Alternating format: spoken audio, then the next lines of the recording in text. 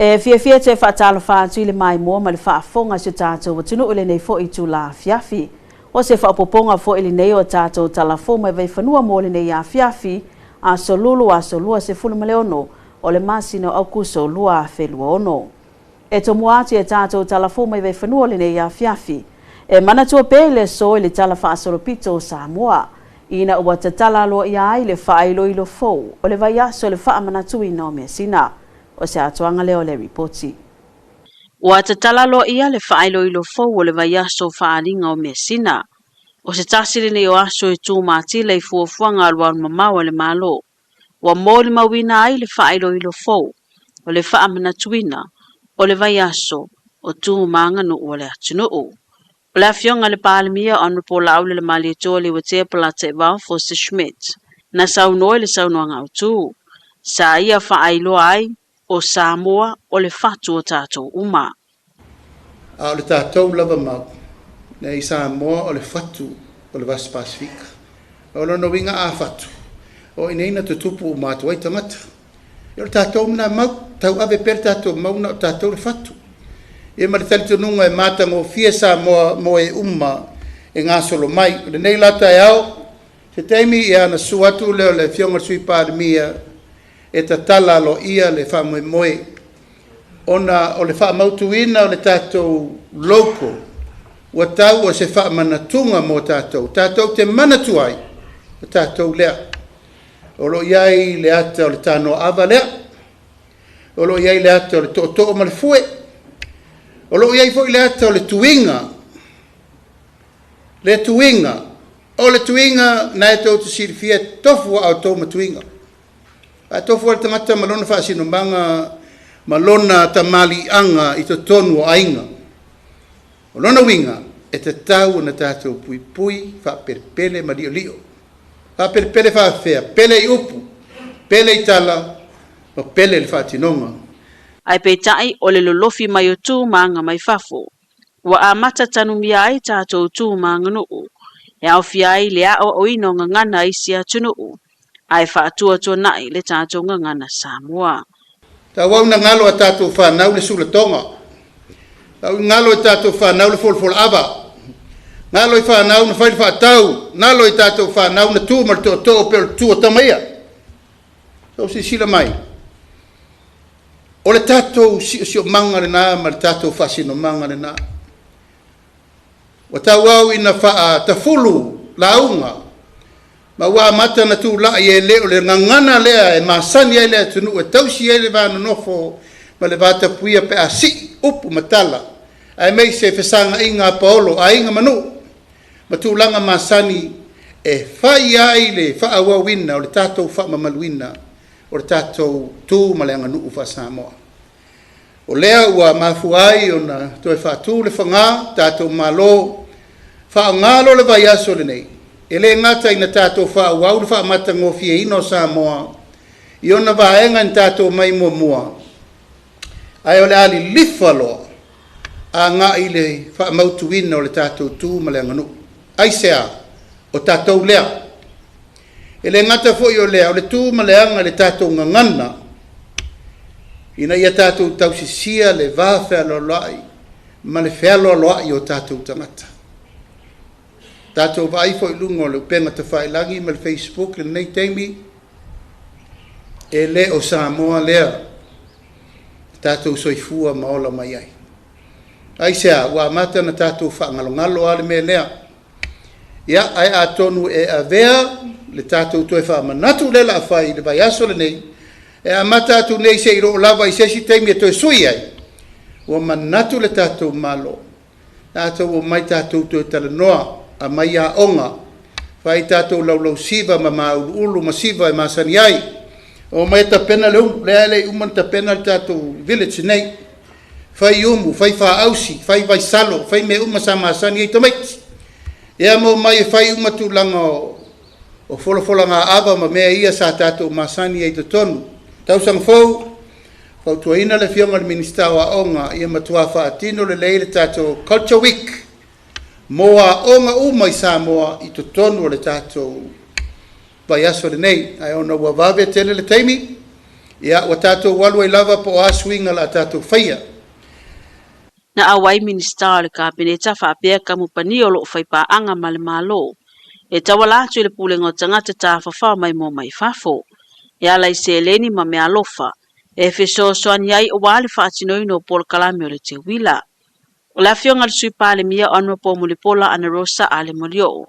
Ma le minista o tangata tāwhawha mai mo mai fafo. Onwa po Fata Ryan Schuster. Sa o otina li pine. Martha tamata whaavai ta la fōu mai vai whanua. Ua whaamaonia le whaamawaiai o le afionga pesetano mea simi. Sa avea ma ofisa sili o pulenga le mtanga luenga o le vai whafo ma fe whaatawa inga. O se whaapoponga fo ilea o le ripoti. O niso whaasalaunga le whaavai o lo whaasalalawina i upenga ta whailangi e winga i le whaamawaiai o le afionga ya pesetano mea simi mai lona taufinga. O le ofisa sili o pulenga le mtanga luenga o le vai whafo ma fe whaatawa inga. O leo wa whaawilo manino i se pepa o whamtalanga mai le so upo le malo. Ua whaamaonia e le kabineta le tauli maino le whaamawai ngaloa ia le afionga ya pesita mai lo na tōwhinga. Na tawala mai le komisio ngaluenga le malo. Ma ua talia alo ia fo ia le kabineta lo na whina ngalo. E amana ia ma whaalo alungi e tele le malo tūlanga wau te tele o mata upo. E whito i tonu i tangata whai ngaluenga le malo. Ma e li o i le pui o mafuanga. E alai whaamawenga mai ngā luenga, ma tōwhi ngā le malo. I le talia ina ai o le whaamawenga le afionga i le ofisa sili o pulenga. O le a whaatino tūlanga masani o whaamanuanga umaianga wa ia e tusa mai e ingo lana kona karate whai ngā luenga. A toa ai ma whainga whaavai le malo. O le anganga whawhetai o le malo i le whaititia i le tautua matawela le afionga ia pesita i tausanga i tele. Sa ia puno wa iai tō whinga ese te tonu le tuma o te o tupi. A toa ai malona tau aveino le tō whinga le ofisa sili o pulenga le mtanga luenga le vai fafo ma whiwhaata wa inga talu mai. Le tausanga e lua a fese furu ma le lima.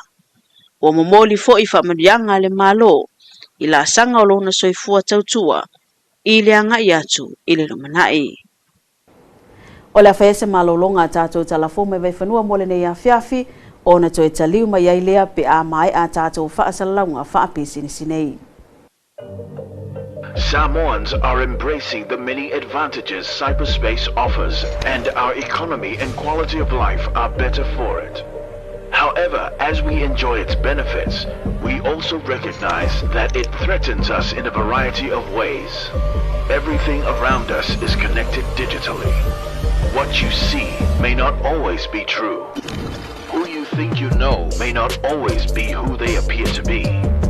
The question is, are you safe online? Every day you may come across unknown attempts to jeopardize your data, your devices, and your personal identity. Sometimes a casual peek is really snooping. Sometimes sharing information too often may result in critical private data being made public. Sometimes a lucky find can lead to bad luck. Even visiting a website can lead to unnecessary sites. Today, cybercrime causes huge problems for society, personally, financially, and even matters of national security.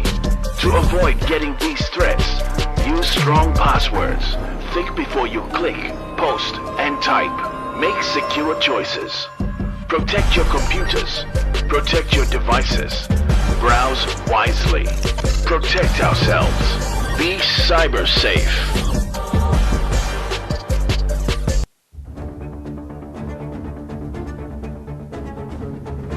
Samoai wa afia le ano fale o tātou ainga. Wa male pelepe mafutanga fia a matua mawhanau. A ola sa loto tātou ainga, mai whala au whasaina. O se ainga fia, o se ainga manuia. O mai, tātou tutuwatas, e te atu, I whala au whasaina. Samoa, say no to illegal drugs for your family.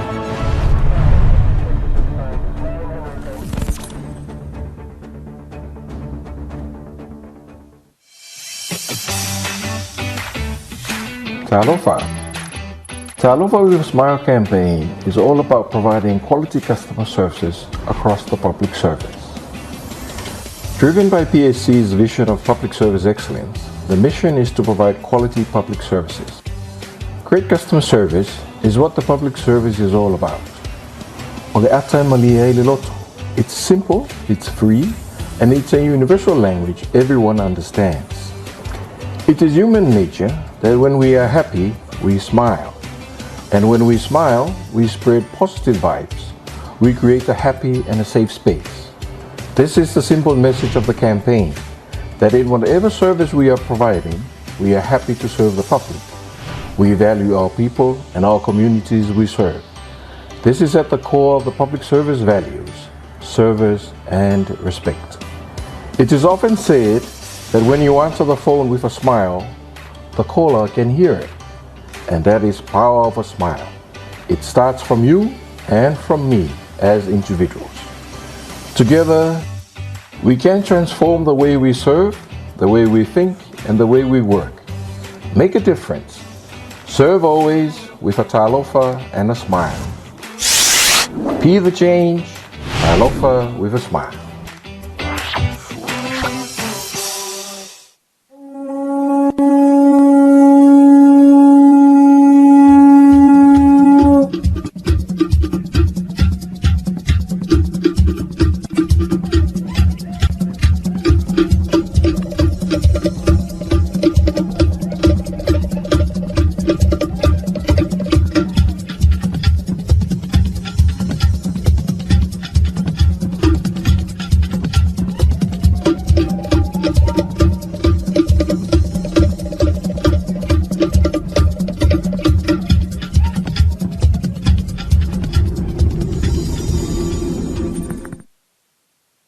I le toe tali mai ai o tātou talafo mai vai whanua mole nei a fiafi. O loo whaawau pea o onga mole au whai ngā luenga le soifua maloroina. I le vaia le lei o tinai le taimi o maito se ia o ino whanau. O se atoanga le reporti mai a matau aina i sa ako. Lo whaawau pea le mtangan wenga le soifua maloroina. Isi la asanga fau e au sia e le mtangan wenga. Mole au ondanga e tau sia le lei haiti na tō mapepe fau. E tau aveina se ia o iwa ia so. Whaapea masina mulimulia ne talu o na tuu eseina maolo ata ua. O whanatanga e whaanga solo e taimua ai le mtanga wenga, e awa iei foma i whaapitoa mo lea lava au nanga, ina i hawa manongi tūlanga tau i whaamutalanga, atoa i malesa ilio me tutia tala whengai, e si iti ai le tau tua, mo le mamalu lea tunu u. O le vaia le leo i tu umai manuia e tina ma whanau, o le tiu te whai whaatasi, ai o le whaamua fo'i awa e whaalangolango ai le soifua manuia o ila tau, e whaapopo i le numero a inga, ai o le atunu u. Na awai fo'i tau si soifua restala ina mai mautanga singa se, ina ia whaiaro la tu sao le lava i tu a inga mata upu, e tarano ina mua mana tu a noa, o whaamamonga e whaamawina i whanatanga nei. E ta awutele e ilo ai le anga inga o le au unanga wha soifua malolo ina mo tina tō mapepe, a to ai manu i tau e te tau na whare leia, ina i te ea tuai i isi taunu unga e le mana umia, o whaafita hauri e alia e mai i le tū tau soifua malolo ina.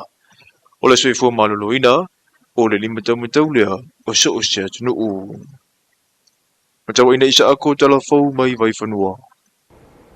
E whai wate e tātou talafo mai vai whanua le nei a fiafi, o loo whaanga solo le asia singa le mtanga luenga o whaatu anga mwhai ngā whaiwai sa la whai. E ilo ai le tūlanga o atina e, i le itua le atunu o. Matau aina isa ako mo se wha poponga. O lo whaatau tai le taimine nei i le motutele isa la whai, le asia singa le vaenga o whaatu anga e ilo tonu ai le tūlanga.